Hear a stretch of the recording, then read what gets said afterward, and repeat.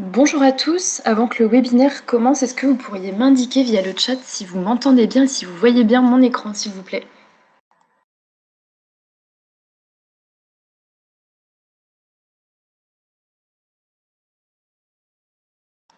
Super, merci pour vos retours. On va donc attendre juste quelques minutes que les derniers participants arrivent et puis on va pouvoir commencer.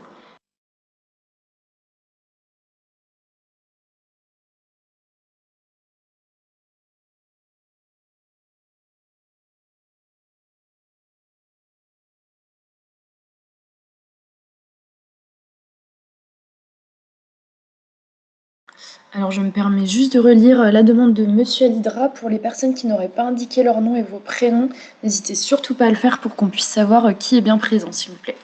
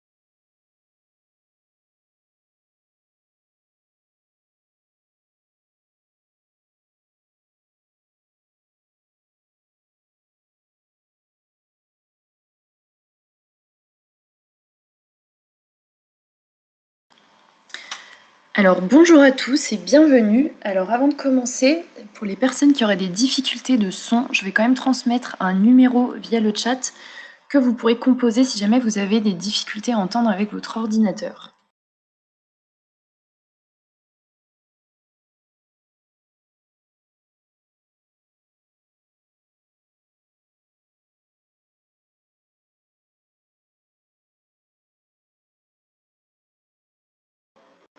Alors je souhaite à tous donc la bienvenue. Alors pour vous expliquer un petit peu comment ça va se dérouler aujourd'hui, il faut savoir que je vais donc vous présenter la plateforme Interstice.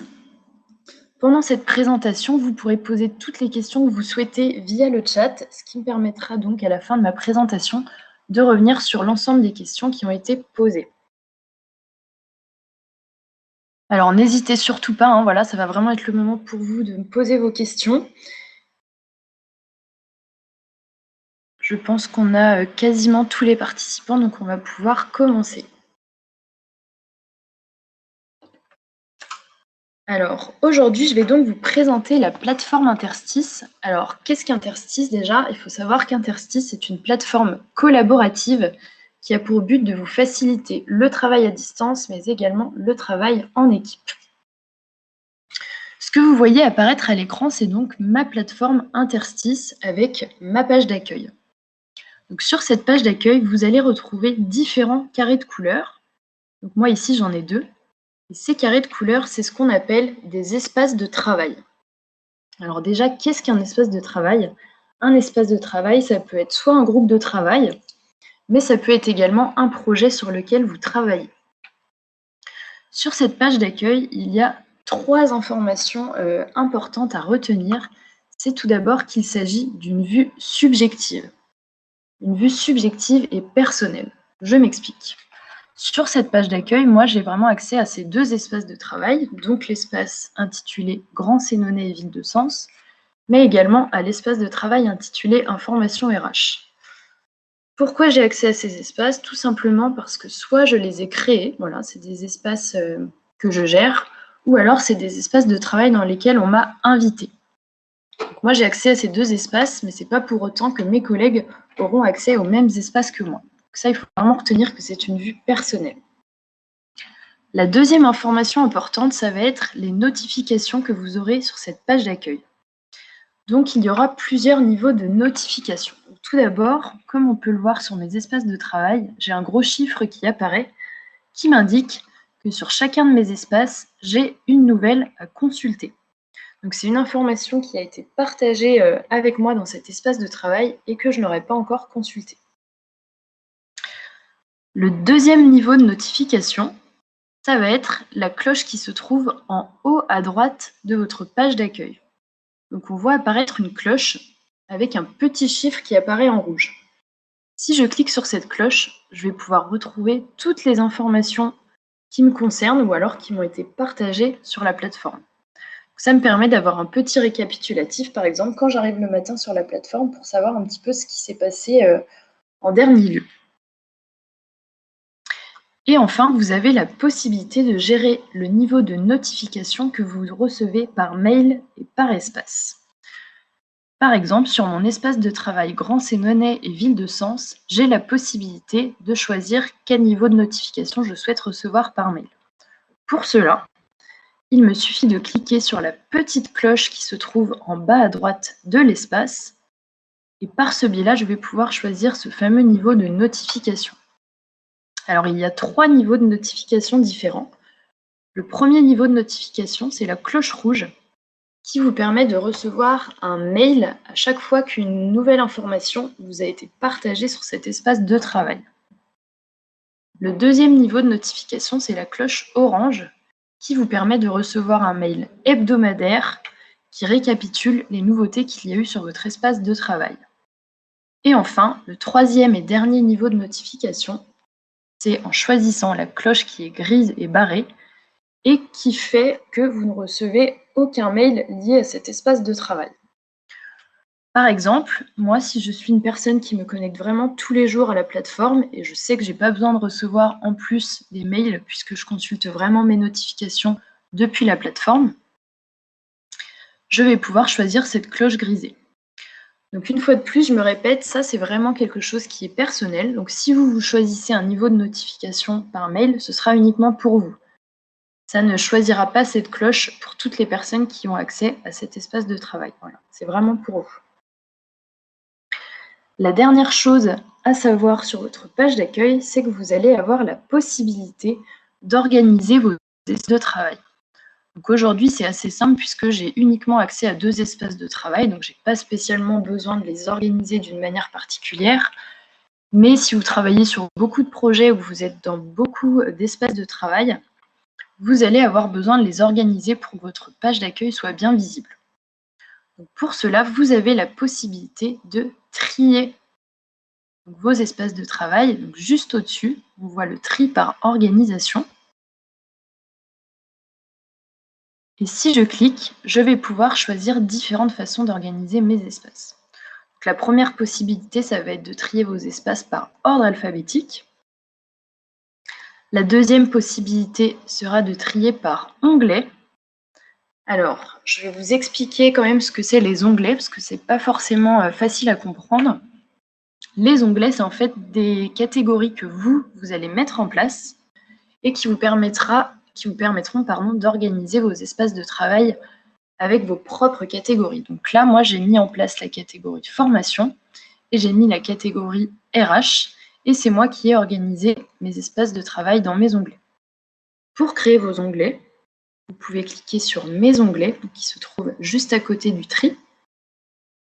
Et ici, vous pourrez ajouter vos propres onglets. Moi, j'en ai ajouté 2, vous pouvez en ajouter autant que vous voulez. Par exemple, je peux en rajouter un. Vous ajoutez et vous validez.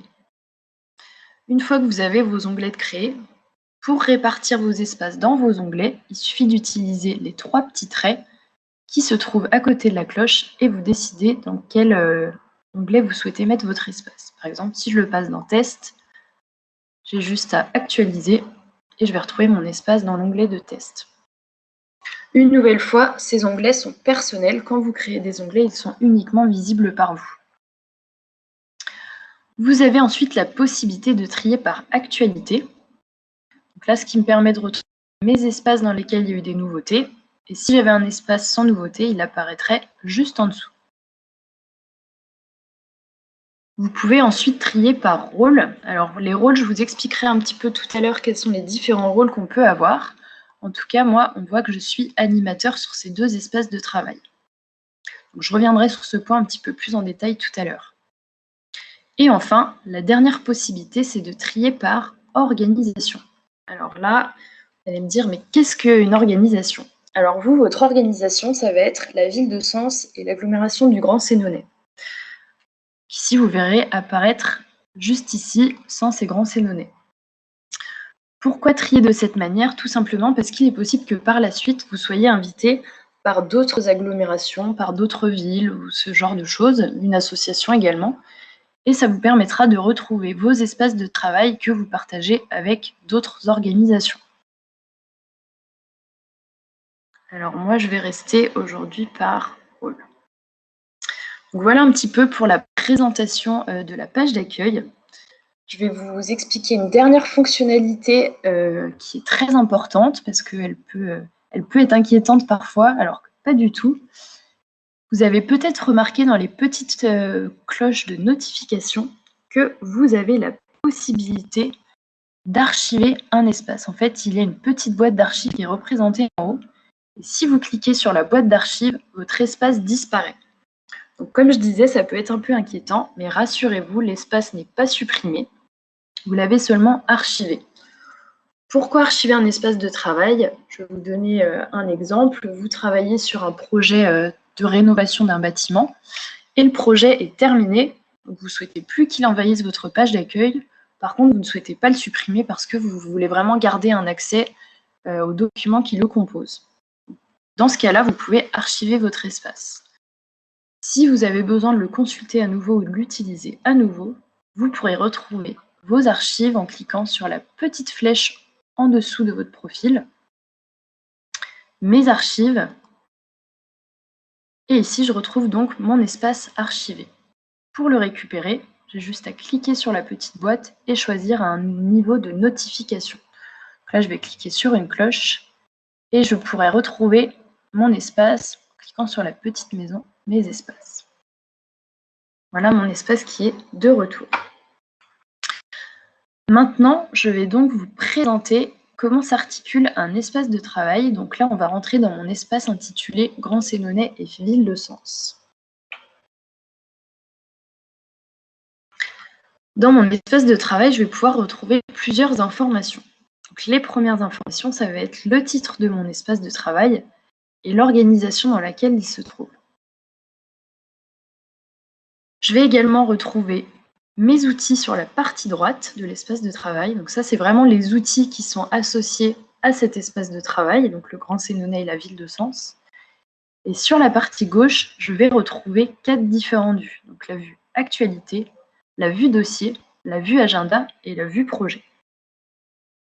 Je vais donc vous présenter plus en détail ces 4 différentes vues. Tout d'abord, la vue actualité. La vue actualité, c'est une vue sur laquelle vous allez retrouver l'ensemble des informations qui vous ont été partagées par ordre chronologique décroissant. C'est vraiment un fil d'actualité. Alors déjà, qu'est-ce qu'on appelle une information? Une information, ça peut être un document, ça peut être un événement, ça peut être un chat qu'on vous a envoyé, ça peut être un sondage, une publication, etc. C'est vraiment toutes les informations qui ont pu vous être partagées. Donc, sur cette vue actualité, vous retrouvez déjà sur la partie gauche une petite icône qui vous permet de constater le type d'information qu'on vous a partagé. Donc là, je vois bien qu'il s'agit d'un document. Ensuite, je vois qu'il s'agit d'un événement, etc. Sur la droite de la petite icône, je vais retrouver le nom de l'information. Sur mon événement, par exemple, je retrouve le titre de mon événement. À côté d'un document, je retrouve le titre du document.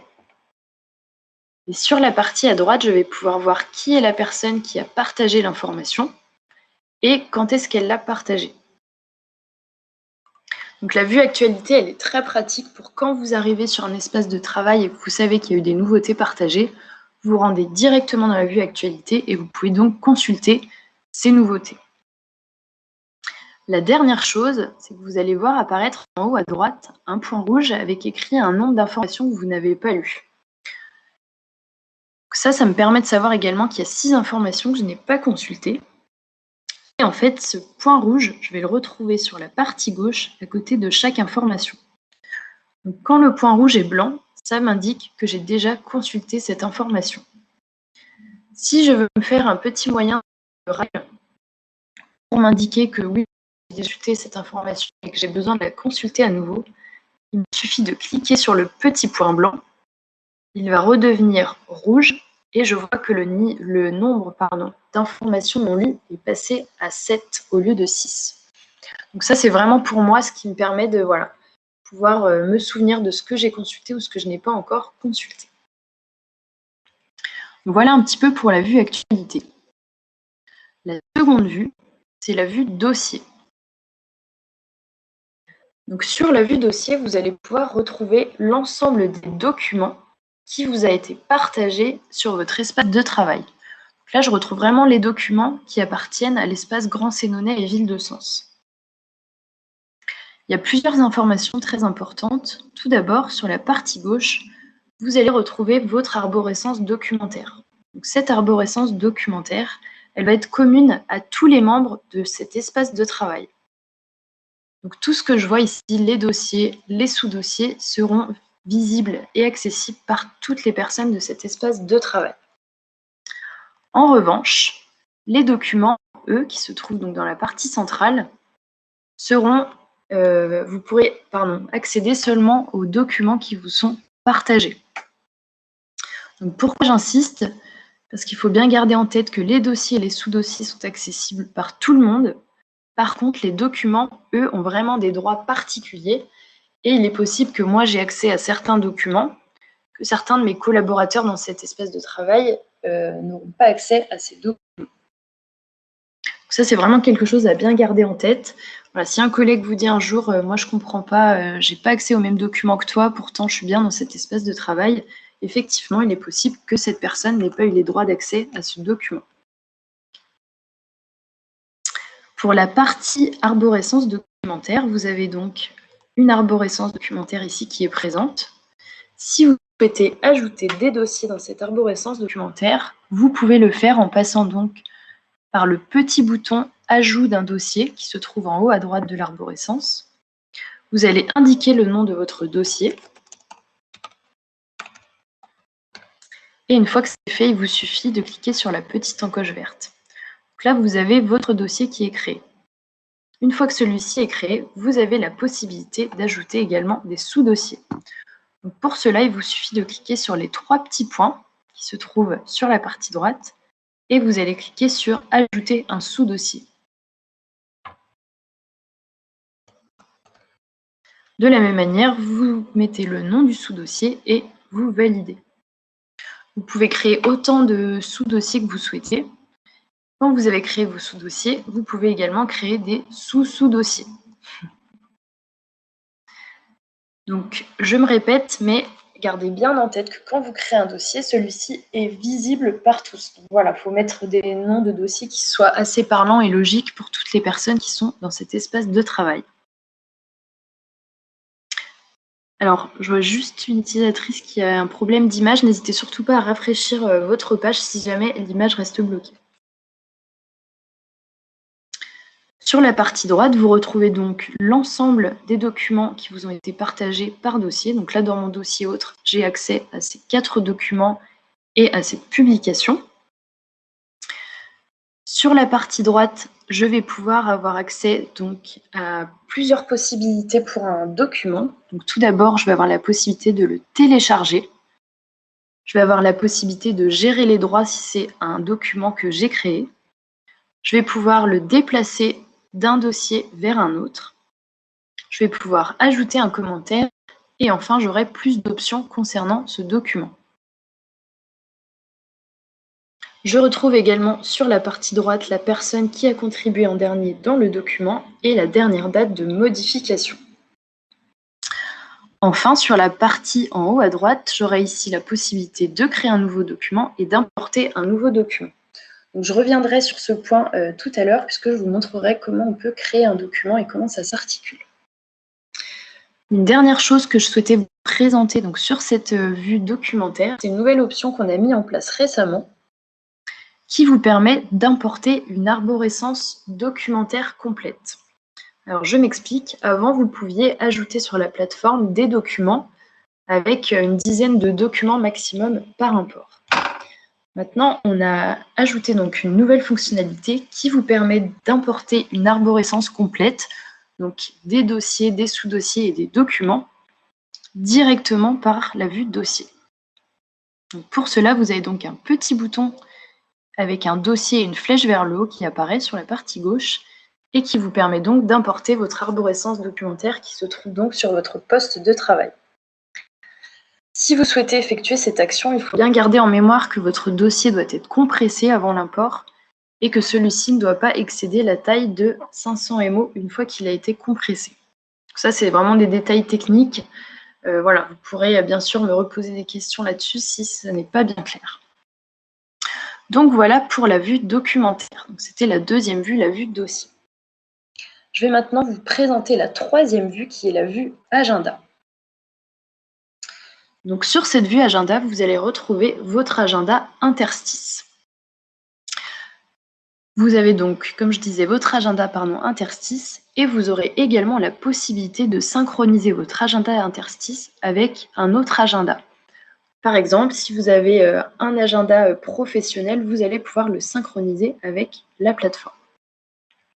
Pour cela, vous avez donc un bouton qui apparaît en haut à droite, Synchroniser mon agenda, et qui vous permettra de faire la synchronisation. Pourquoi cet agenda est très pratique sur Interstice? C'est que vous allez avoir la possibilité d'afficher les agendas de vos collaborateurs. Donc pour cela, vous avez un bouton qui se trouve en haut à gauche de l'agenda, Afficher d'autres agendas. Et ici, vous allez retrouver l'ensemble de vos collaborateurs qui se trouvent dans cet espace de travail. Donc vous aurez la possibilité, donc en cochant leur nom et prénom, de voir apparaître leurs agendas. Donc ça, c'est très pratique quand vous voulez programmer une réunion et que vous voulez être sûr que les personnes soient disponibles sur le créneau qui vous intéresse. Alors, je sais que voilà, ça peut inquiéter certaines personnes parce qu'on n'a pas forcément envie de partager notre agenda avec tout le monde, surtout si on l'a synchronisé avec des événements personnels. Donc, rassurez-vous, vous avez également la possibilité de gérer la confidentialité de votre agenda.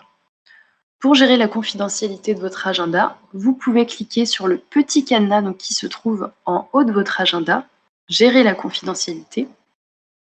Et ici, vous allez pouvoir choisir si vous souhaitez que votre agenda apparaisse en invisible, en privé ou en ouvert. Alors, quelle est la différence entre ces trois options? Donc déjà, invisible, ça indiquera, justement, ça n'indiquera pas à vos collaborateurs que vous avez un agenda rempli. Ils auront tout simplement l'impression que votre agenda est vide.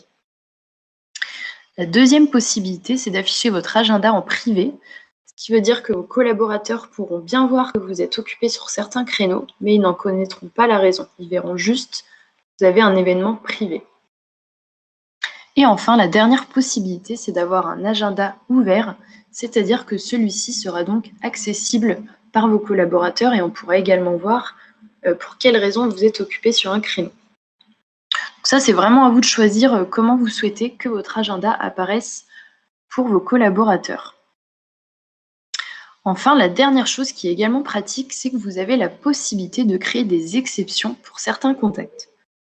Par exemple, moi, je souhaite que mon agenda soit privé pour tout le monde, sauf pour un de mes collègues avec qui je vais vraiment travailler en binôme. Par exemple, je vais sélectionner mon collègue Bernard Jean, je valide, et pour cette personne, je vais décider que l'agenda doit apparaître en ouvert. Donc ça, de la même manière, c'est vraiment vous qui allez pouvoir choisir ce que vous souhaitez pour votre agenda. Une fois que vous avez choisi ces réglages, vous avez juste à valider, donc en bas à droite.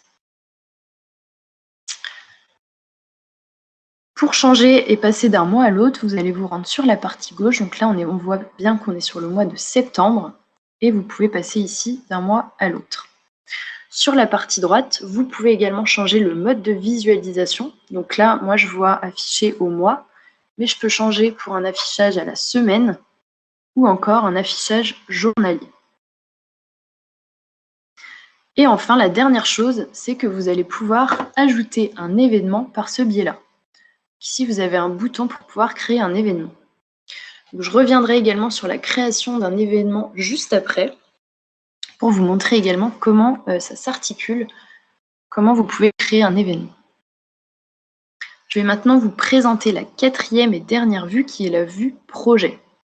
Donc la vue projet, c'est la dernière que vous retrouvez avec une petite fusée. Sur cette vue projet, je vais retrouver deux différentes vues également. Donc la première vue, c'est la vue Kanban. Pour les personnes qui ont l'habitude de travailler sur des projets, ils connaissent peut-être déjà ce système. Et la seconde vue que vous allez retrouver, donc en vous rendant en haut à droite, ça va être la vue Gantt.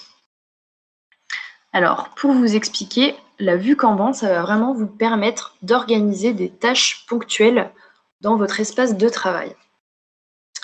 La première chose à savoir, c'est que les tâches qui se retrouvent donc dans cette vue Kanban sont visibles et accessibles par toutes les personnes qui se trouvent dans votre espace de travail.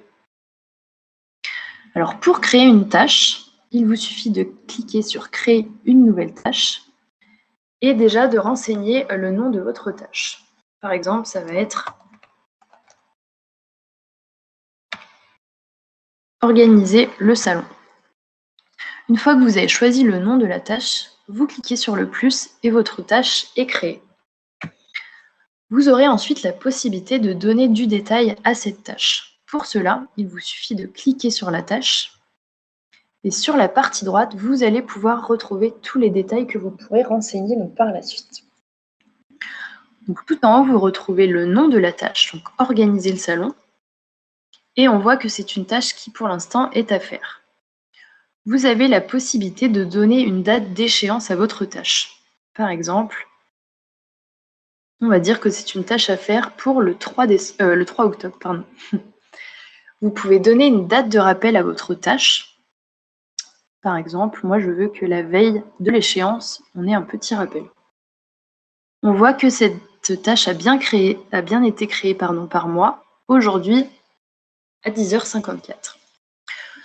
Je peux assigner un destinataire à cette tâche. Par exemple, j'ai vraiment une personne qui va être en charge de l'organisation du salon.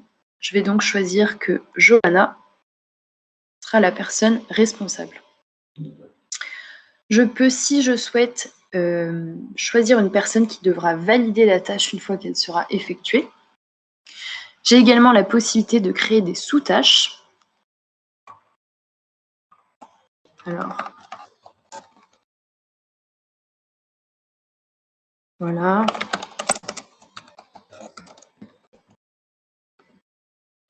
Et vous pouvez choisir, vous pouvez inscrire autant de sous-tâches que vous souhaitez.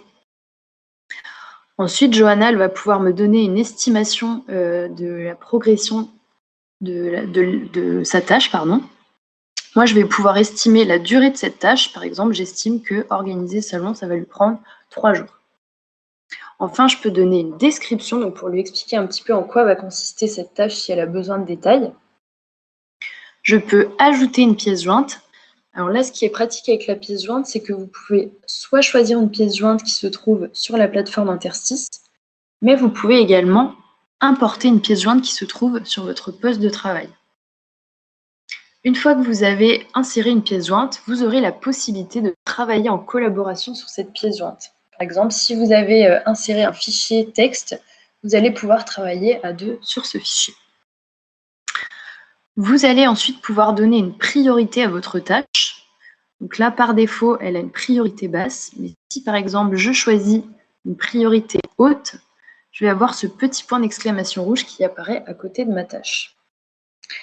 S'il s'agit d'une priorité moyenne, le point d'exclamation va devenir orange. Enfin, je vais pouvoir choisir une couleur associée à ma tâche. Donc ça va permettre d'organiser mes tâches un petit peu par thématique. Et enfin, je peux ajouter un commentaire.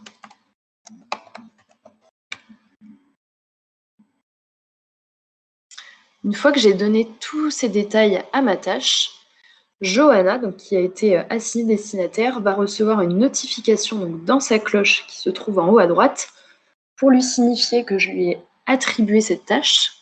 Mais comme elle est vraiment la personne destinataire et qu'on ne veut pas qu'elle rate cette information, elle va également recevoir un mail pour lui indiquer que je lui ai assigné cette tâche. Donc les autres personnes de l'espace verront bien que j'ai créé cette tâche, mais eux ne recevront pas un mail puisqu'ils ne sont pas les personnes directement concernées. Une fois que Johanna va commencer à travailler sur cette tâche, elle va pouvoir la sélectionner et la passer d'une colonne à l'autre.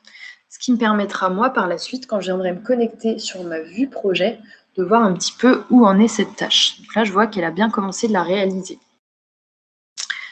Également, si je reclique sur le détail de la tâche, Johanna aura la possibilité de cocher les sous-tâches qu'elle aura effectuées. De la même manière, moi, ça pourra me permettre de voir un petit peu où elle en est. Donc sur cette vue Kanban, par défaut, vous aurez les 3 colonnes qui sont à faire, en cours et terminées, mais vous aurez la possibilité déjà de renommer ces colonnes et également d'ajouter une nouvelle colonne si besoin, selon votre projet. Donc voilà pour la vue Kanban. Donc comme je vous disais, ça vous permet vraiment d'organiser vos tâches ponctuelles. Si vous commencez à avoir beaucoup de tâches et que ça devient compliqué et que ce n'est plus très visible, vous allez pouvoir filtrer vos tâches. Donc sur la partie en haut à droite, vous avez des filtres et vous avez plusieurs possibilités pour filtrer ces tâches. Donc la première possibilité, ça va être de filtrer par priorité. Par exemple, vous pourrez choisir de voir uniquement les tâches à priorité haute. Vous pouvez filtrer par étiquette. Alors, ce qu'on appelle étiquette, c'est en fait les petits onglets de couleurs qui apparaissent en haut à gauche et qu'on a choisi tout à l'heure. Vous pouvez filtrer par destinataire et enfin, vous pouvez trier par lot. Alors, qu'est-ce qu'un lot? Je vais vous présenter ça juste après en me rendant dans ma vue Gantt. Donc, la vue Gantt, pour y accéder, c'est la deuxième bulle qui se trouve en haut à droite de votre page. Et sur la vue Gantt, je vais pouvoir retrouver une organisation donc, sur l'année, ce qui me permet de voir mes projets sur du plus long terme. Donc voilà, la vue Kanban, c'était vraiment pour des petites tâches sur du court terme, et sur la vue Kanban, c'est plus pour du long terme. Donc qu'est-ce qu'on appelle un lot? Un lot, c'est par exemple ici ce qu'on peut voir, déménagement de la mairie, c'est l'un de mes lots. Quand je clique sur ce lot, je vais pouvoir voir apparaître les tâches qui lui sont assignées. Donc, à quoi ça sert de faire des lots? Ça vous permet de rassembler des tâches qui sont liées et qui correspondent à un projet, un mini-projet. Alors, il faut savoir que cette vue Gantt, elle est accessible par toutes les personnes de l'espace également, mais que l'animateur de l'espace, donc vraiment la personne qui gère cet espace de travail, pourra ajouter et créer des lots. Donc voilà, ici vous retrouvez donc bien votre vue Kanban et sur la partie droite, votre vue Gantt. Donc là, je viens de vous présenter les 4 différentes vues qu'on pouvait retrouver donc, dans un espace de travail avec la vue actualité, on a vu. La seconde vue, c'est la vue dossier. Ensuite, vous retrouvez votre agenda. Et enfin, la fameuse vue projet. Maintenant, je vais donc vous présenter les différents outils qu'on peut retrouver également sur un espace de travail. Alors, je voudrais juste vous remontrer quelque chose pour pas que vous soyez perdus. Si je reviens sur ma page d'accueil, donc en cliquant sur la maison qui se trouve en haut à gauche, on va également voir que je retrouve ici mes outils. Alors, quelle est la différence entre les outils qu'on trouve à gauche et les outils qu'on a vus tout à l'heure à droite? Il n'y en a pas beaucoup, donc c'est les mêmes fonctionnalités. Cependant, sur la partie gauche, je vais vraiment retrouver les informations de tous mes espaces de travail réunis. Par contre, quand je vais rentrer dans mon espace du Grand Sénonais, tous ces outils vont concerner uniquement cet espace de travail-là. Voilà. Il faut bien faire la distinction entre les outils qu'on retrouve à droite au sein de l'espace de travail et les outils qu'on retrouve sur la page d'accueil. Donc, je vais vous présenter le premier outil qui est l'outil annuaire. Donc, si je clique sur l'outil annuaire, je vais pouvoir retrouver l'ensemble de mes collaborateurs qui sont sur cet espace de travail. Donc, je retrouve leur nom et leur prénom et je vais également retrouver le rôle qu'ils ont au sein de l'espace de travail. Donc là, je vais bien insister sur ce point parce que c'est un point très important que je vais vous présenter. C'est donc les différents rôles qu'on peut avoir au sein d'un espace de travail. Il faut savoir qu'il y a 3 rôles principaux que l'on peut trouver au sein d'un espace. Donc on a le rôle d'animateur, on a le rôle de contributeur, et le troisième rôle, c'est le rôle de visiteur. Alors tout d'abord, le rôle de l'animateur. Il faut savoir que l'animateur, c'est soit la personne qui a créé l'espace de travail. Par exemple, c'est moi qui ai créé l'espace du Grand Sénonais, qu'on voit bien que je suis animateur. Et en plus, moi, quand j'ai créé mon espace de travail, j'ai invité mon collègue Thomas Balladur à être animateur avec moi. Donc, ça veut dire que nous, en tant qu'animateurs, on va pouvoir vraiment administrer cet espace de travail. À la fois, on va pouvoir changer le nom si besoin, changer le logo, la couleur, etc. Mais on va pouvoir surtout inviter qui on souhaite au sein de notre espace de travail et également supprimer qui l'on souhaite dans cet espace de travail. Voilà, on a vraiment un rôle d'administrateur. Le second rôle que vous pouvez avoir dans un espace de travail, c'est le rôle de contributeur. Comme son nom l'indique, quand on vous invite à être contributeur, ça va être pour pouvoir contribuer au sein de l'espace de travail. C'est-à-dire que vous allez pouvoir partager de l'information, donc créer des documents, créer des tâches, etc. Mais vous n'aurez pas la possibilité d'administrer l'espace de travail. Vous n'aurez pas la possibilité de supprimer une personne de cet espace.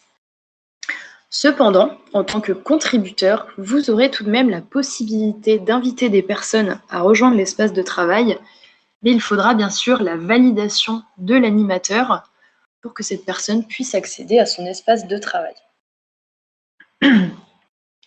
Enfin, le troisième rôle, c'est le rôle de visiteur. Et le visiteur, lui, il aura vraiment, également comme son nom l'indique, un droit de visite. Donc, c'est-à-dire qu'il pourra accéder à l'espace de travail et aux informations qui lui ont été partagées. Cependant, celui-ci ne pourra pas contribuer. C'est-à-dire qu'il ne pourra pas partager des documents, il ne pourra pas créer des tâches, etc.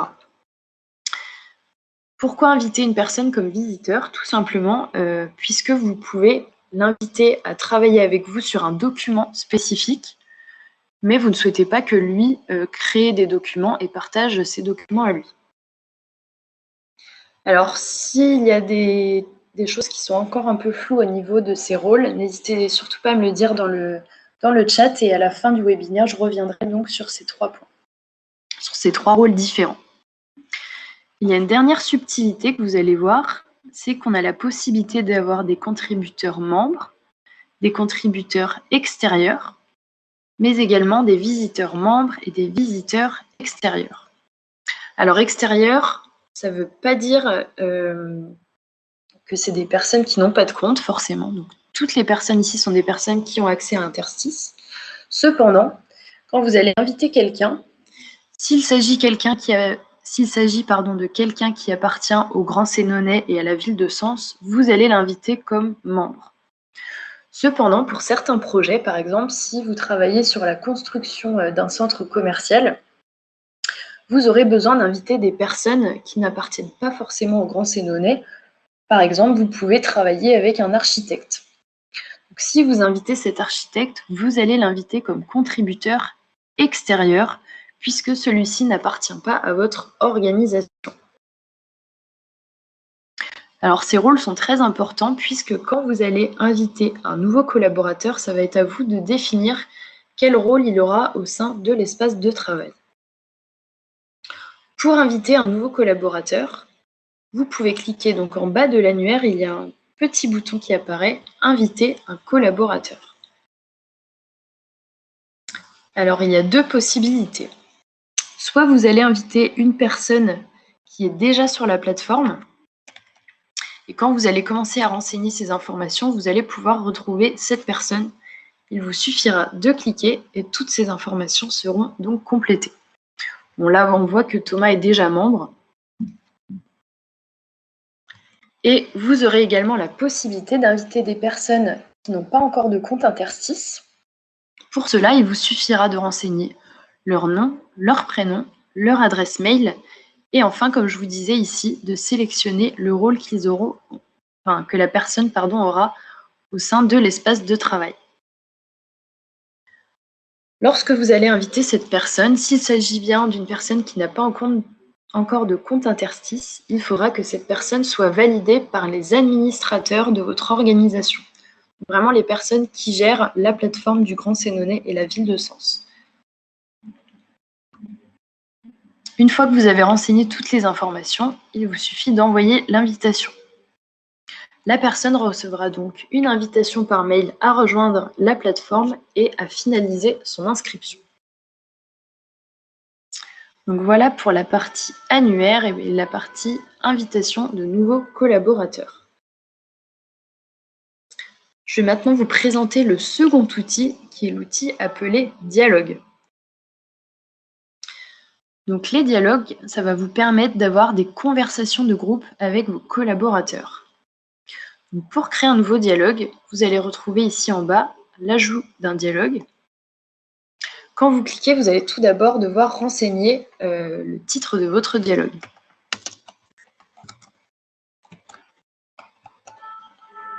Une fois que vous avez renseigné le titre, vous cliquez sur Suivant. Et là, vous allez pouvoir choisir qui sont les personnes qui vont participer donc à cette conversation. Donc vous pouvez inviter tous les membres de l'espace et les extérieurs. Comme je vous disais tout à l'heure, les extérieurs, c'est les fameuses personnes qu'on a invitées comme contributeurs extérieurs ou comme visiteurs extérieurs. Donc avec le cas, par exemple, de mon fameux architecte. Mais j'ai également la possibilité de faire une conversation avec tous les membres de l'espace sans compter les extérieurs, donc sans compter les personnes qui ne font pas partie de mon organisation. Vous pouvez créer un dialogue avec des groupes d'utilisateurs. Donc les groupes d'utilisateurs, c'est des groupes qui auront été créés au préalable et qui vous permettent d'inviter des membres. Alors ici, je vois que les groupes utilisateurs, les groupes utilisateurs qui ont été créés, c'est par exemple les managers. Donc ça vous permettra de partager votre dialogue avec l'ensemble des managers. Ça peut être également avec le service support. Donc vous pouvez partager votre dialogue avec tous les membres de l'équipe support. Et enfin, la dernière possibilité, c'est la possibilité de passer par la liste nominative. Donc là, vous allez vraiment pouvoir sélectionner les personnes une par une pour qu'elles rejoignent votre dialogue. Moi, je vais partager avec tous les membres. Une fois que c'est fait, vous validez et vous avez votre dialogue qui est créé. Alors ce dialogue, tout simplement, c'est comme un chat. Vous allez pouvoir communiquer en direct avec vos collaborateurs. Vous écrivez votre texte et vous cliquez sur « Envoyer ». Vous pouvez, dans ce dialogue, envoyer quelques petits smileys et également ajouter des pièces jointes. Donc, comme tout à l'heure, les pièces jointes, ça peut être des pièces qui sont présentes sur la plateforme ou encore des pièces que vous avez sur votre poste de travail. Quand vous allez recevoir un chat dans un dialogue, vous aurez une petite notification qui apparaîtra sur votre cloche qui se trouve en haut à droite. Enfin, si je reclique sur dialogue, je vais pouvoir retrouver donc l'ensemble de mes dialogues qui se trouvent au sein de cet espace de travail. Alors pourquoi je vois une petite poubelle à côté de certains dialogues et pas d'autres? Tout simplement parce que j'ai la possibilité de supprimer un dialogue uniquement si c'est moi qui l'ai créé. Par exemple, celui-ci, je vais pouvoir le supprimer. La dernière chose que je voulais vous dire par rapport à cet outil dialogue, c'est que vous allez également pouvoir le retrouver donc sur votre page d'accueil. Ici, on voit bien que je retrouve mon outil dialogue. Et par ce biais-là, vous allez retrouver vos dialogues sur la partie droite. Donc ça va être les dialogues de l'ensemble de vos espaces de travail. Et sur la partie gauche, vous allez pouvoir retrouver vos conversations privées. C'est-à-dire que sur cette partie, vous allez pouvoir parler avec un collègue et seulement avec lui.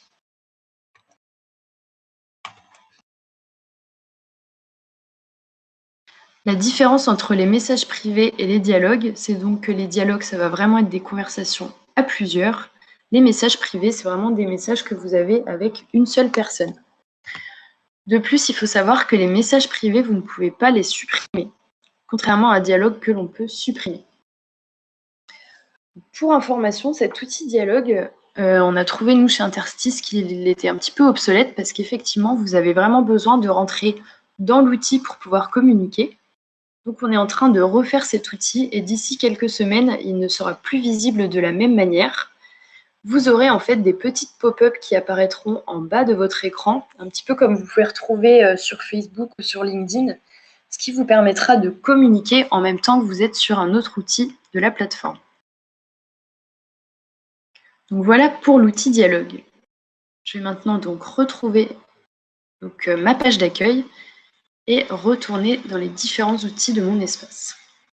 Donc je vous ai présenté l'outil annuaire, on a vu l'outil dialogue et maintenant je vais vous présenter l'outil événement. Donc dans cet outil événement, je vais retrouver les événements dans lesquels j'ai été invitée ou que j'ai créés. Et je vais également les retrouver si je retourne dans ma vue agenda qu'on a vu tout à l'heure. Je retrouve également mes événements ici dans mon agenda. Donc par ce biais-là, vous avez la possibilité de créer un événement. Donc, comme je vous disais tout à l'heure, pour créer un événement, vous pouvez soit passer par la vue agenda, en cliquant sur Ajouter un événement, soit vous pouvez passer par l'outil événement et ajouter un événement. Quand vous créez un événement, vous allez déjà renseigner le titre de l'événement.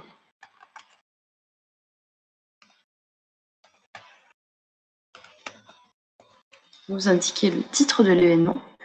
Vous allez choisir la date de l'événement et des horaires.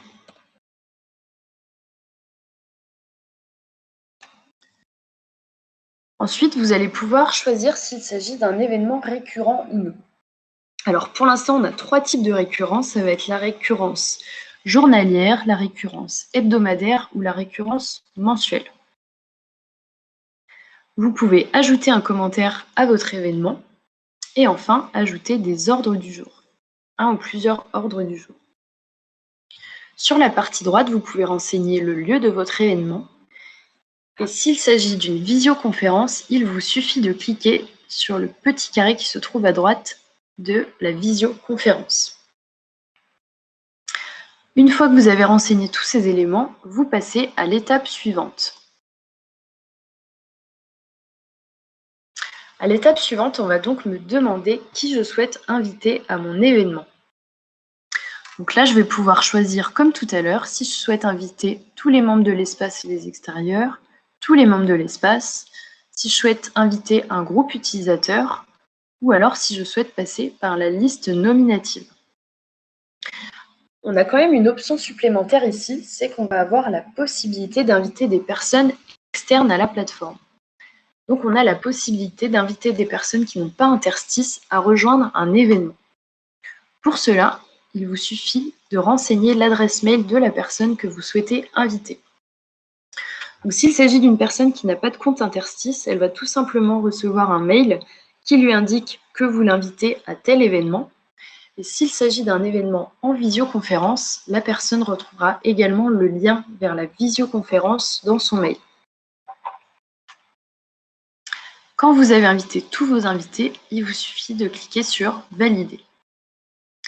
Donc là, je vais retrouver un récapitulatif des informations que j'ai déjà renseignées, donc sur la partie gauche. Et sur la partie droite, je vais avoir la possibilité de choisir des options avancées. Ça, c'est vraiment optionnel. Je peux par exemple limiter le nombre de participants à mon événement. Je peux également activer l'ordre du jour participatif. Et enfin, je peux ajouter, si je souhaite, une question complémentaire. C'est-à-dire que quand les personnes répondront à mon invitation, je peux leur poser une question à laquelle ils devront donc répondre par oui ou par non. Et enfin, je retrouve la webconférence et on voit que je l'ai bien activée tout à l'heure. Mais si pendant la création de mon événement, je me rends compte que j'ai fait une erreur, je peux bien sûr modifier l'option. Juste en dessous, je retrouve le lien vers la visioconférence et j'ai juste à cliquer ici pour avoir le lien. Si je descends un peu plus bas, je vais retrouver donc la liste des personnes que j'ai invitées. Forcément, tout le monde est pour le moment en attente puisque je n'ai pas encore enregistré mon événement. Je retrouve ici toutes les personnes que j'ai invitées. Et par la suite, quand les personnes auront commencé de répondre, je vais pouvoir relancer si besoin une invitation qui sera uniquement envoyée aux personnes qui n'ont pas encore donné de réponse pour mon événement. Alors cette relance, elle est très pratique, mais elle n'est possible qu'une fois parce qu'on ne veut pas non plus harceler les personnes par mail. Par ce biais-là, vous pouvez également ajouter un nouveau participant si vous vous rendez compte que vous avez oublié quelqu'un. Et vous aurez également la possibilité d'exporter les réponses des participants. Ça va vous générer un fichier CSV qui vous permettra d'avoir la liste des participants à votre événement. Une fois que vous avez tout renseigné, il vous suffit donc d'enregistrer. Maintenant, si je retourne dans mon espace de travail et que je vais dans ma vue agenda, je vais pouvoir retrouver l'événement qui a été créé et qui apparaît bien dans mon agenda. Mes collaborateurs, eux, qui ont été invités, vont recevoir une notification dans leur petite cloche en haut à droite, mais ils vont également recevoir un mail d'invitation à mon événement. Si je clique sur l'outil événement, je vais également ici retrouver mon événement et on voit bien que je participe. Donc là, forcément, c'est moi qui l'ai créé, donc je participe d'office. Une fois que vos collaborateurs auront accepté votre invitation, ils retrouveront également l'événement directement dans leur agenda interstice. Maintenant, je vais revenir sur ma page d'accueil, donc en me rendant sur la maison en haut à gauche. Et ici, vous allez voir apparaître donc, dans les derniers outils un outil qui s'appelle Visio. Donc, si je clique sur cet outil, je vais retrouver l'ensemble de mes visioconférences. Sur la partie gauche, je retrouve la date de la visioconférence. Je retrouve le titre de la visioconférence. Ici, celle-ci, elle apparaît en rouge, tout simplement parce que la visioconférence est en cours. Je vois qui est la personne qui l'a créée et pour l'instant, il y a uniquement un seul participant. Sur la partie droite, vous avez ici la possibilité de rejoindre la visioconférence. Donc le jour J, vous aurez juste à cliquer sur cet endroit pour rejoindre la visio. Et vous pourrez également copier le lien de la visioconférence pour le partager si quelqu'un n'a pas reçu le lien. Alors, je vais du coup vous montrer comment se présente cet outil de visioconférence, donc en rejoignant la visioconférence. Donc ici, ça vous ouvre automatiquement la visio. Je vais quand même apparaître pour vous faire un petit coucou. Donc cet outil de visioconférence, il est assez simple d'utilisation. Vous avez donc la possibilité de voir les personnes et de les entendre, bien sûr. Vous pouvez, sur la partie en haut à droite, ajouter des participants. Si, par exemple, vous vous rendez compte qu'au dernier moment, vous avez oublié d'inviter quelqu'un, il vous suffit de cliquer sur le petit bonhomme et d'ajouter une personne.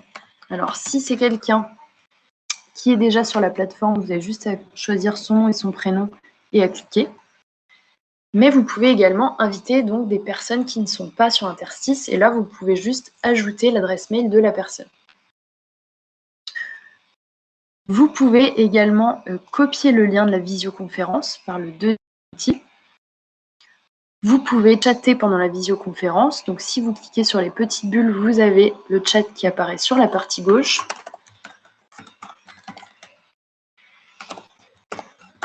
Et pouvoir communiquer avec les personnes qui se trouvent dans la visio. Et enfin, la dernière possibilité, ça va être de pouvoir partager son écran. Ensuite, en bas, vous allez retrouver la possibilité de lever la main donc pour signifier aux participants que vous avez besoin d'intervenir. La petite bulle vous permet de rouvrir le chat par ce biais-là.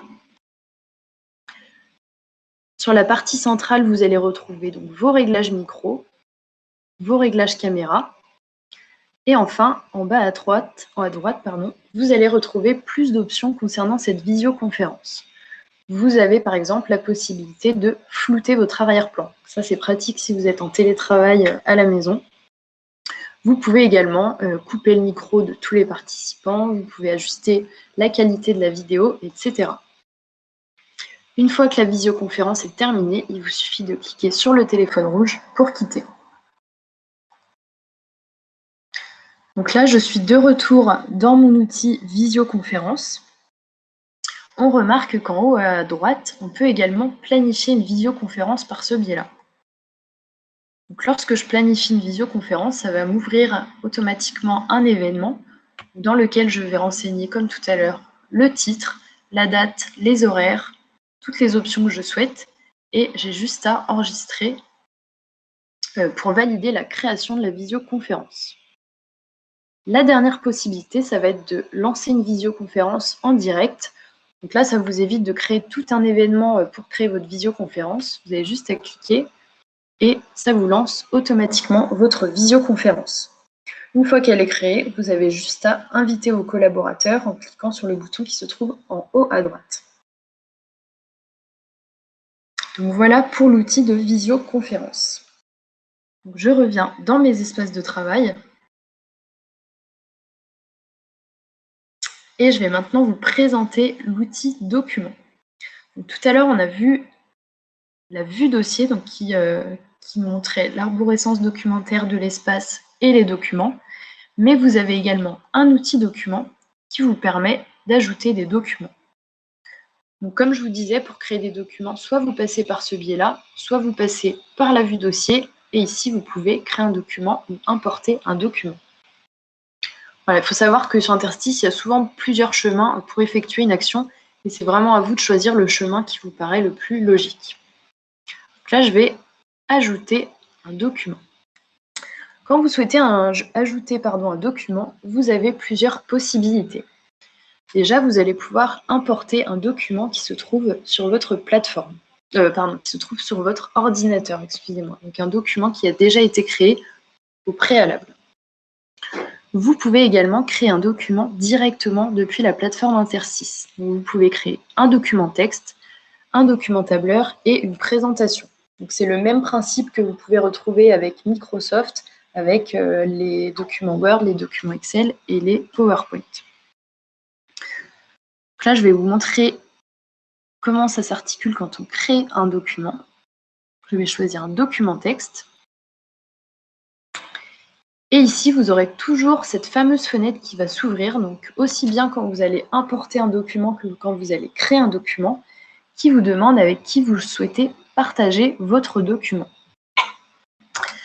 Donc là, on retrouve les mêmes options que tout à l'heure. La seule petite différence, c'est que quand vous passez par la liste nominative, vous allez pouvoir donner des droits vraiment spécifiques sur votre document. Par exemple, Thomas Balladur, je vais lui donner un droit de consultation de mon document. Johanna, je vais lui donner un droit de modification.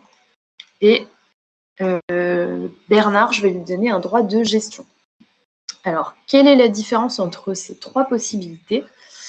Alors, gestion, ça va être comme moi, la personne qui a créé le document. Monsieur Bernard Jean aura la possibilité de gérer le document. Ça veut dire qu'il pourra le renommer, il pourra le supprimer, il pourra travailler sur le document. Il pourra également changer l'accès au document. Donc, il aura vraiment les mêmes droits que moi. La deuxième possibilité, c'est des droits de modification. Donc, par exemple, Johanna aura la possibilité de modifier uniquement le contenu du document. Elle ne pourra pas modifier son titre, elle ne pourra pas modifier qui a accès à ce document, elle pourra seulement modifier le contenu. Et enfin, on a une troisième possibilité, c'est un droit de consultation. Et comme son nom l'indique, Thomas pourra juste consulter le document. Il verra en fait il verra ce document un peu comme un PDF. Une fois que vous avez attribué les droits que vous souhaitiez, vous avez également une option supplémentaire qui vous permet de partager ce document avec des personnes qui n'ont pas de compte Interstice. Donc soit vous pouvez copier le lien et leur partager, soit vous pouvez leur transmettre par mail directement. Alors ça, c'est une option qui est pratique pour partager une information avec quelqu'un qui n'a pas de compte Interstice. Par contre, ces personnes-là ne pourront pas travailler avec vous sur le document. Ils vont juste recevoir le document comme un PDF. C'est seulement les personnes qui ont un compte Interstice qui peuvent travailler avec vous sur un document. Et enfin, il y a une nouvelle option qu'on a mis en place récemment sur la plateforme qui vous permet de notifier par un mail les collaborateurs ayant eu accès au document. Donc si j'active l'option, je vais pouvoir mettre un message à mes collaborateurs.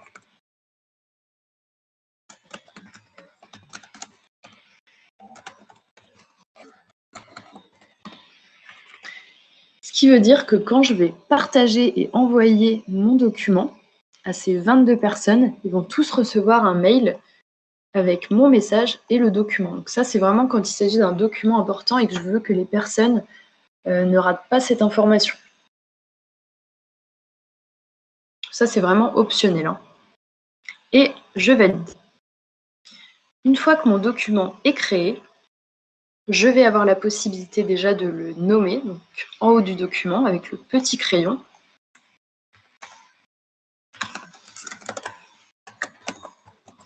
Une fois que c'est fait, je valide. Je vais avoir la possibilité de changer les droits d'accès au document. Donc là, j'avais choisi de partager avec tous les membres de l'espace. Et je vais pouvoir modifier si en cours de route, je me rends compte que ce n'était pas vraiment ce qu'il y a de plus approprié. Pour modifier, je reclique à nouveau et j'ai la fameuse fenêtre de droit qui s'ouvre à nouveau et je vais pouvoir modifier les droits. Enfin, à gauche, je vais retrouver le dossier dans lequel est enregistré mon document. Donc, par défaut, vos documents seront toujours enregistrés dans le dossier autre, mais en cliquant sur le fameux dossier, je vais pouvoir choisir dans quel dossier je souhaite ranger mon document. Alors, pourquoi cet outil documentaire est très utile sur la plateforme? C'est déjà parce que vous avez la possibilité de travailler, donc, comme je disais, en collaboration avec vos collègues sur un document. Si je vous montre, je crois que j'ai un document sur lequel un de mes collègues se trouve. Alors, webinaire interstice.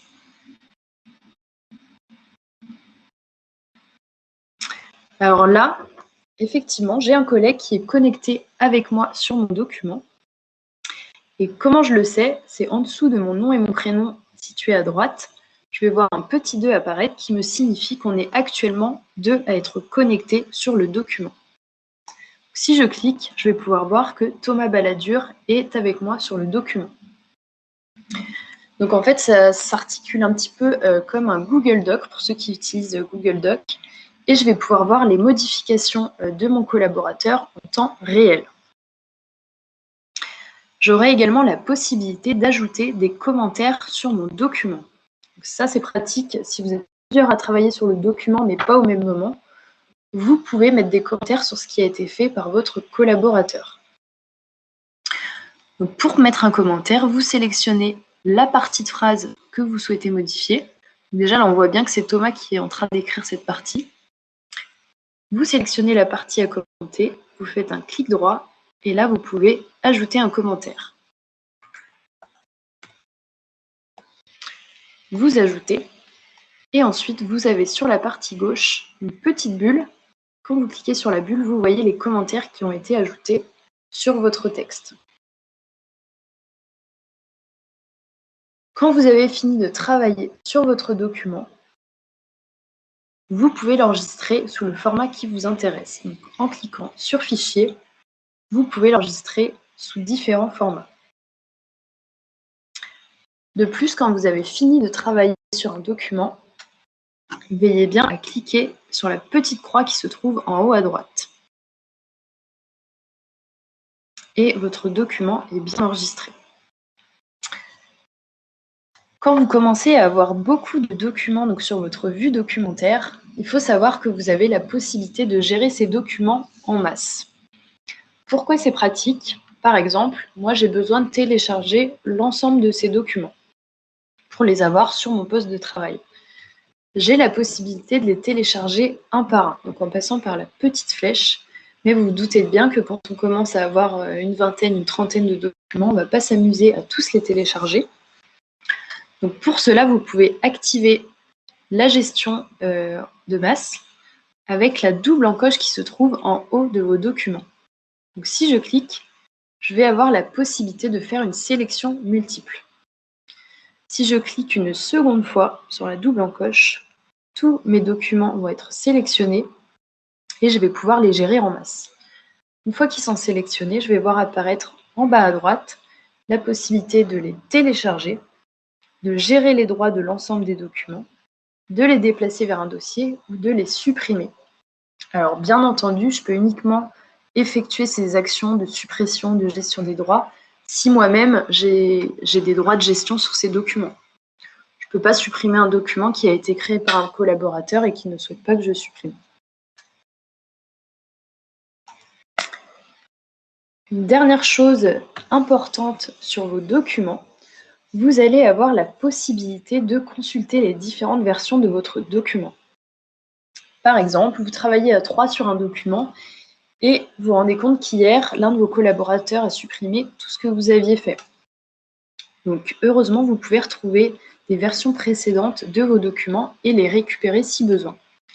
Donc, pour voir les différentes versions d'un document, vous allez donc vous rendre sur les 3 petits points situés à droite du document, donc plus d'options, et vous allez cliquer sur « Détails ».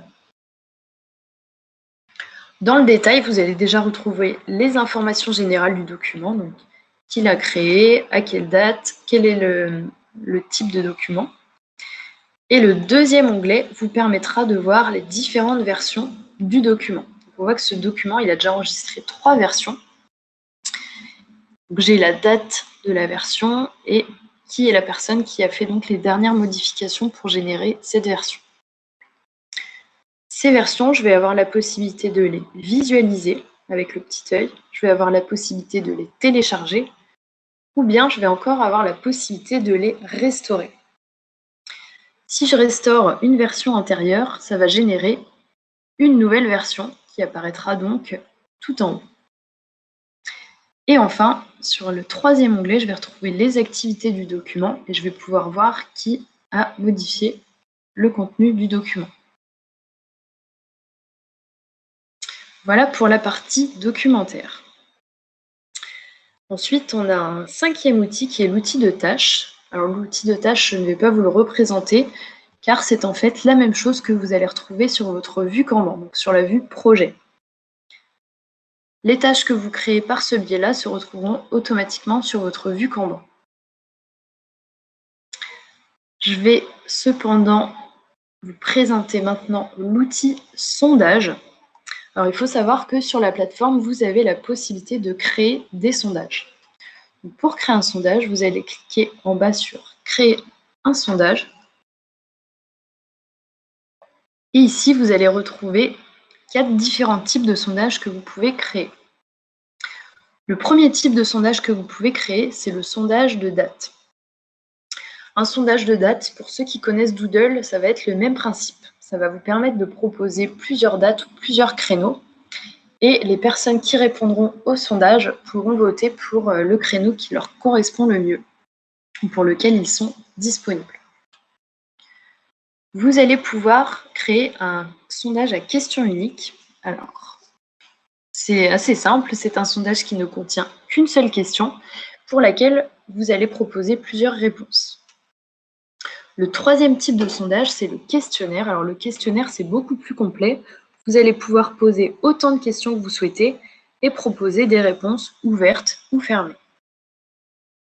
Et enfin, le dernier sondage, c'est ce qu'on appelle le quiz, qui est donc le même principe que le questionnaire. La seule différence, c'est que vous allez pouvoir créer un système d'évaluation, ce qui vous permettra à la fin du quiz de récolter les bonnes et les mauvaises réponses. Je vais vous faire un petit exemple avec le sondage de date, parce que c'est vraiment le sondage qui est le plus utilisé. Pour créer un sondage de date, vous allez pouvoir déjà désigner le nom de votre événement.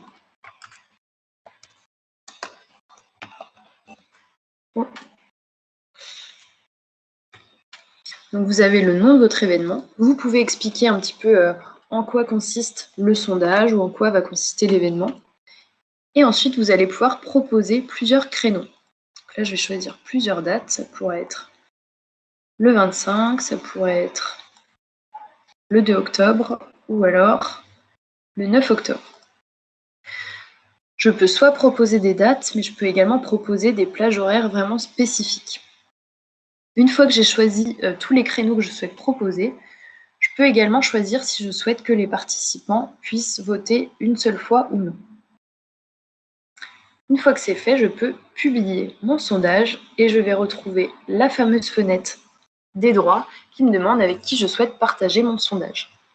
Alors là, ce qui est pratique également, c'est que vous pouvez partager votre sondage avec des personnes qui sont sur Interstice, mais vous pouvez également partager votre sondage vers l'extérieur. Donc soit en copiant le lien comme tout à l'heure, ou alors en le partageant par mail. Je ne vais pas le partager uniquement avec moi quand même, je vais le partager avec tout le monde. Et vous enregistrez.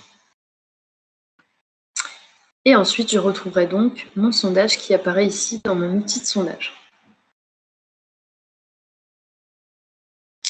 Enfin, je vais vous présenter le dernier outil qui est l'outil de publication.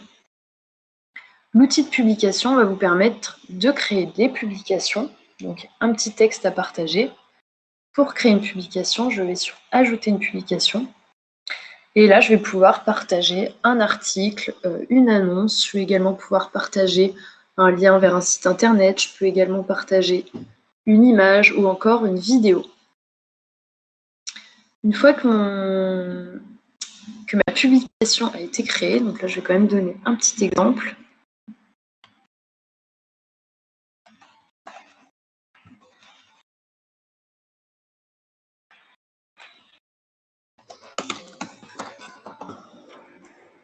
Là, vous pouvez publier le fameux menu et une fois que c'est fait,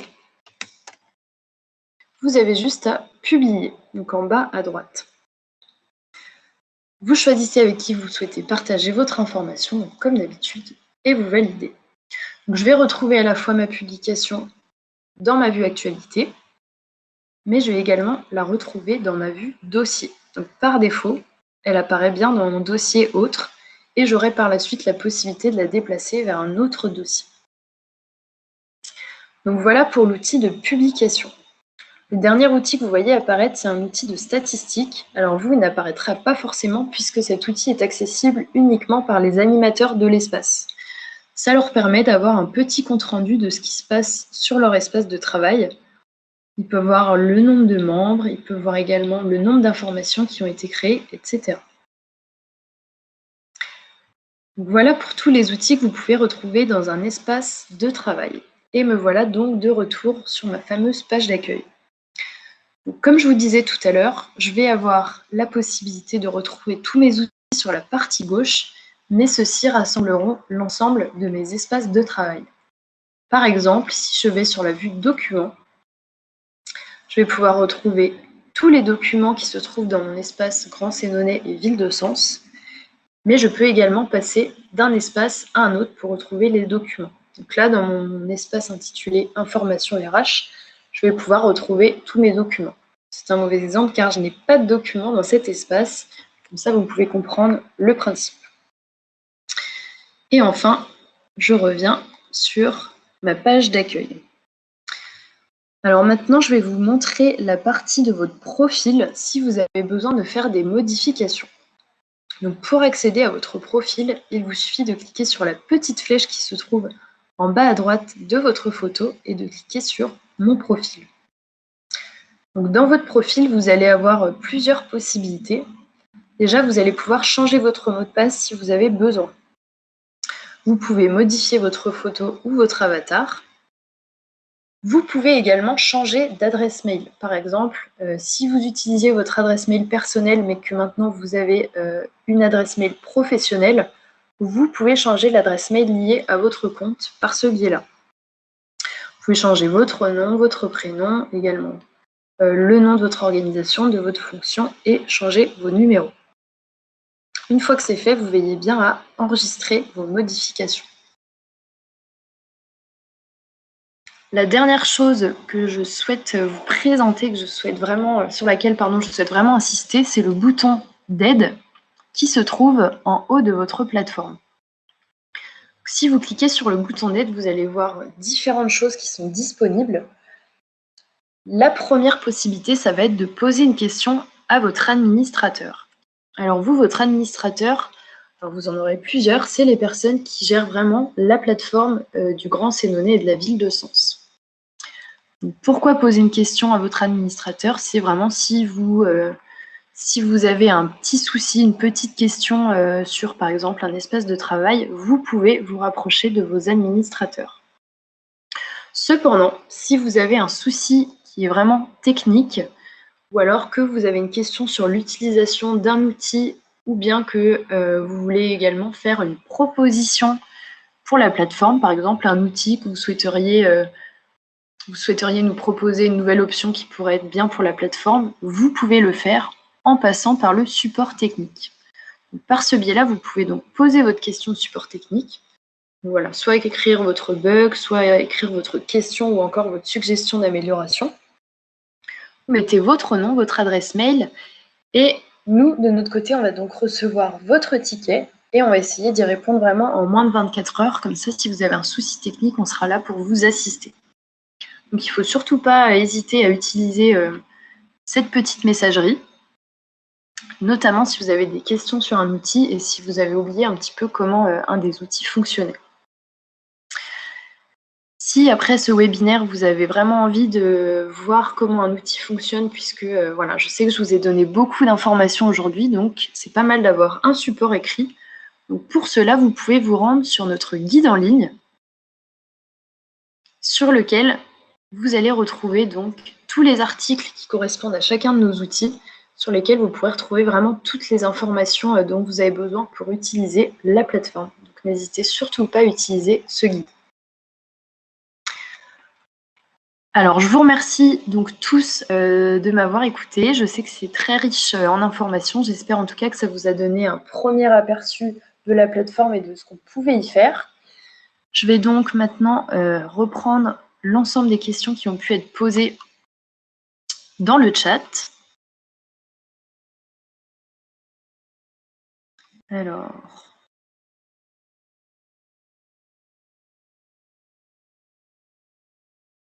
Alors, je reprends également ce qui a été dit par Monsieur Alidra. Donc, effectivement, les fameux onglets que je vous ai présentés tout à l'heure, donc je vous disais que c'était des onglets personnels, mais les administrateurs de votre licence ont également la possibilité de créer des onglets qui seront accessibles à tous.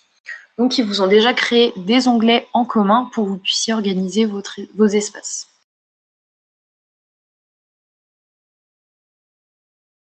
Alors, est-ce qu'on aura un support à l'issue de la visio? Alors, effectivement, comme l'a dit Monsieur Alidra, il y a une aide en ligne, donc c'est déjà nous. Vous pouvez nous contacter si vous avez vraiment la moindre question et vous pouvez en plus consulter notre foire aux questions, comme je vous disais. Et dernière information, effectivement, le webinaire a été enregistré, donc vous pourrez le revisualiser pour ceux qui souhaitent.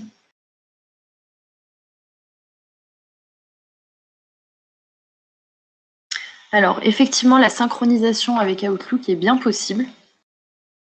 Il n'y a aucun problème.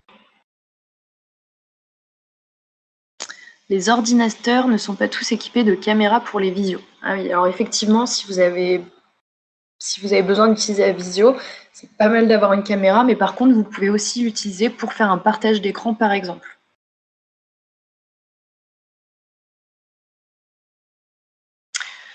Bonjour, sur Excel, est-ce que le Visual Basic for Application ainsi que les macros sont disponibles sur Interstice?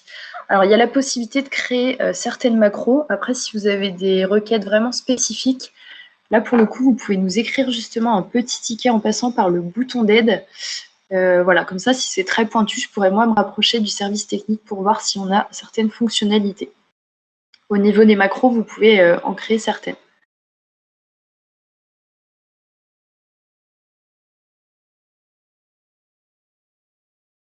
Ah bah, j'avais pas vu qu'il y avait déjà une réponse. Désolée.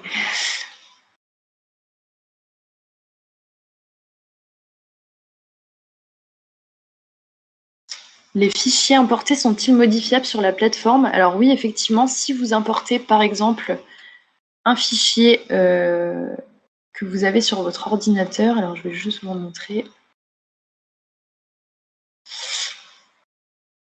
Si vous créez un document, quand vous allez importer un fichier, donc si par exemple vous importez un fichier Excel, il va s'adapter, nous, à notre lecteur et vous allez par la suite pouvoir le modifier. Donc, de la même manière pour les documents texte et pour les PowerPoint. Il y a juste, forcément, si vous importez un PDF, celui-ci ne pourra pas être modifié.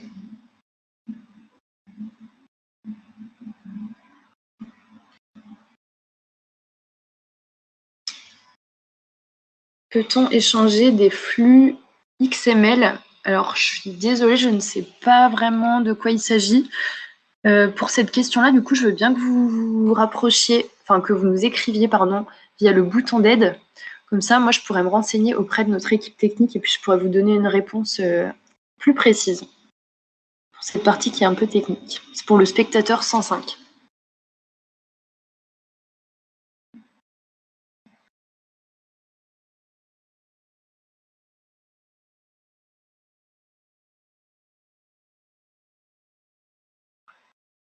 Alors, est-ce que vous avez d'autres questions? Il ne faut surtout pas hésiter à me poser vos questions, même si par la suite, bien sûr, vous pourrez revenir vers nous. Alors, une petite chose que je n'ai pas spécifiée également pour les documents, il faut savoir que vous pouvez importer des documents qui ont une taille jusqu'à 2 gigas, donc ce qui est très pratique pour transmettre des documents lourds à vos collaborateurs.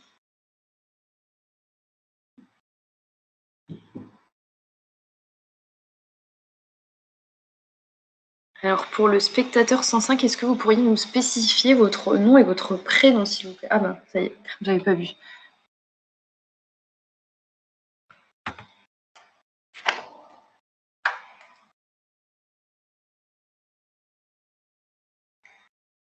Alors du coup, Madame Descharmes, merci beaucoup pour votre nom et votre prénom. N'hésitez surtout pas à nous envoyer un ticket par rapport à votre question.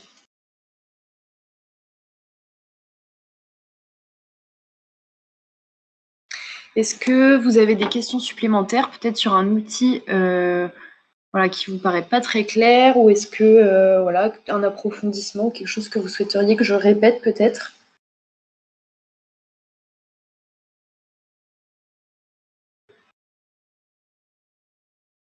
Alors, où pourrons-nous revisualiser l'enregistrement vidéo? Donc ça, je crois que c'est plutôt une question pour Monsieur Alidra. Les fichiers Excel importés conservent-ils les formules? Alors, la plupart des formules, oui, mais si c'est des formules vraiment complexes, à mon avis, ce ne sera pas toujours pris en compte. Si vous souhaitez, vous pouvez nous envoyer un document en question et on pourra faire les tests de notre côté. Donc, pour la vidéo, on a la réponse. Celles-ci seront donc, vous aurez les liens qui seront communiqués pour pouvoir les revisualiser.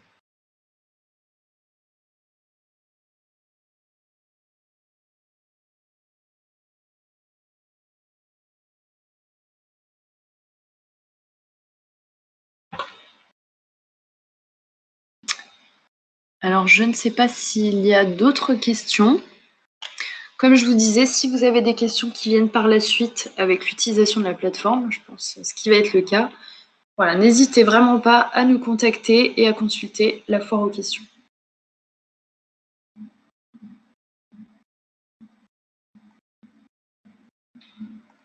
Alors, Madame Deschamps, pour toutes les questions du coup qui concernent vraiment des paramètres spécifiques, n'hésitez pas à me répéter, enfin à me rappeler tous les points que vous souhaitez qu'on aborde par rapport à ces formules, etc. Et comme ça, voilà, je ferai vraiment un petit point spécifique sur ces particularités quand je me serai rapprochée de l'équipe technique.